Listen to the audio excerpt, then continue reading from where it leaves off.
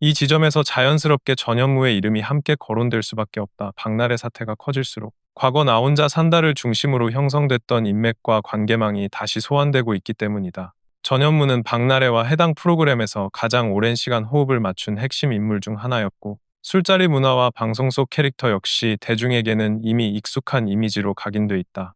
물론 현재까지 전현무가 이번 사태와 직접적으로 연루됐다는 정황은 없다.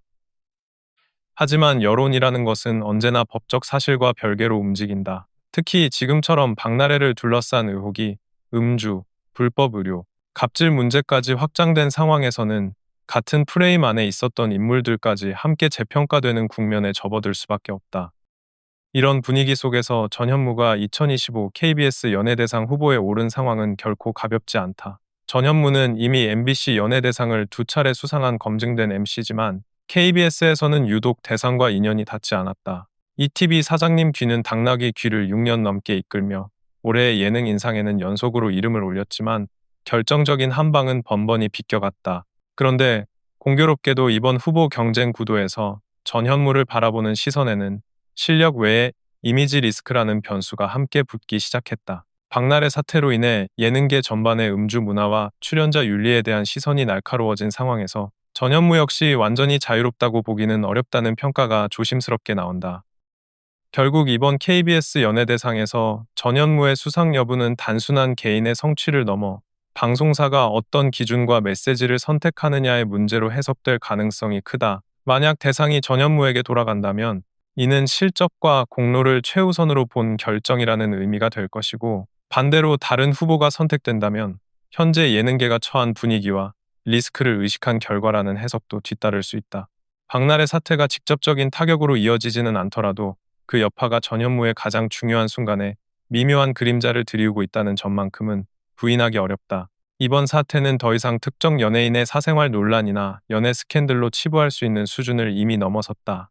박나래를 둘러싼 일련의 폭로와 정황, 그리고 시간이 지날수록 드러나는 추가 의혹들은 직장 내 갑질, 음주 문화, 불법 의료 행위 의혹, 연예 산업의 구조적 문제까지 한꺼번에 건드리며 사회적 이슈로 확장되고 있다. 실제로 직장인 6명 중 1명이 회식을 강요받고 사적인 심부름을 강요당한 경험이 있다는 조사 결과가 다시 회자되면서 박나래 전 매니저들의 폭로 역시 단순한 개인 간 갈등이 아니라 우리 사회 곳곳에 만연한 권력 관계의 문제를 상징하는 사례로 받아들여지고 있다. 그래서 대중이 느끼는 충격은 더 클 수밖에 없고, 분노 또한 쉽게 가라앉지 않는다. 그럼에도 불구하고 시간이 꽤 흘렀음에도 박나래 측은 명확한 해명이나 책임 있는 태도를 보여주지 못하고 있다. 3차 입장문을 통해 모든 것을 정리하겠다고 예고했지만 그 이후 사실상 침묵에 가까운 태도를 이어가고 있다는 점에서 의문은 더 커지고 있다.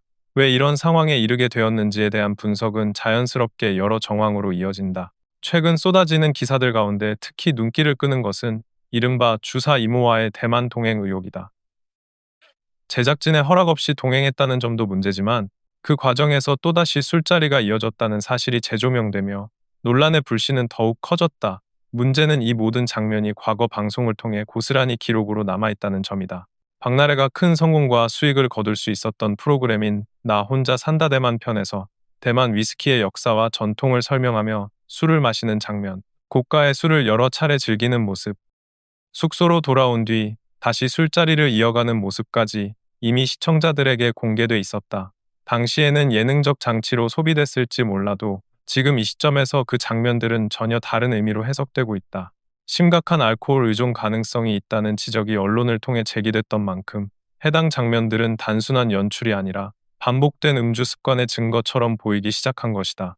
더 나아가 박나래 본인뿐 아니라 가족 역시 이러한 음주 문제를 인지하고 있었다는 정황이 알려지면서 대중의 시선은 더욱 냉정해졌다. 주사 이모와의 불법 의료행위 의혹이 제기된 시점과 맞물려 해당 방송분에서조차 계속해서 술을 마시는 모습이 등장한다는 점은 우연으로 보기 어렵다는 반응이 많다. 박나래와 전현무, 이장우가 함께 고급 레스토랑에서 술을 마시고 이미 취한 상태에서 막말에 가까운 발언이 오가고, 그럼에도 불구하고 이를 역사와 전통이 있는 술이라며 합리화하는 모습은 이제 웃음 포인트가 아니라 문제의 장면으로 소비되고 있다. 이러한 맥락 속에서 전 매니저들이 폭로한 술자리 강요와 회식 문화에 대한 증언이 다시 주목받고 있다. 단순한 주장으로 치부되기엔 방송을 통해 드러난 장면들이 너무 많다는 점에서 그 폭로는 상당한 설득력을 얻고 있다. 그래서 대중의 반응은 점점 더 거칠어지고 있다. 방송에서 음주 장면을 전면 삭제하라는 요구, 예능에서의 음주 자체를 금지해야 한다는 주장, 술과 주사, 그리고 인간관계까지 엮어 비판하는 목소리가 쏟아지고 있다.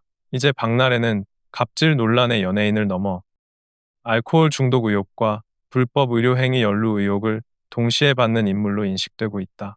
이러한 상황에서 방송 복귀가 가능할지에 대한 회의적인 시각이 지배적이다. 단순히 프로그램에서 하차하고 자숙 기간을 거친다고 해결될 문제가 아니라는 것이다. 법적 판단을 통해 의혹이 명확히 해소되지 않는 한 대중의 신뢰를 회복하기는 사실상 불가능에 가깝다는 평가가 나온다. 여기에 더해 샤이니키까지 논란의 중심에 서게 되면서 사태는 또 다른 국면으로 접어들었다.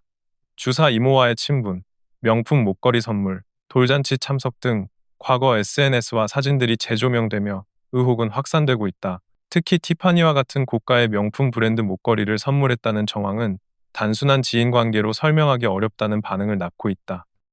가족이나 연인 사이에서나 가능할 법한 선물이었기 때문이다. 그럼에도 불구하고 샤이니키는 현재까지 명확한 입장을 밝히지 않고 있다.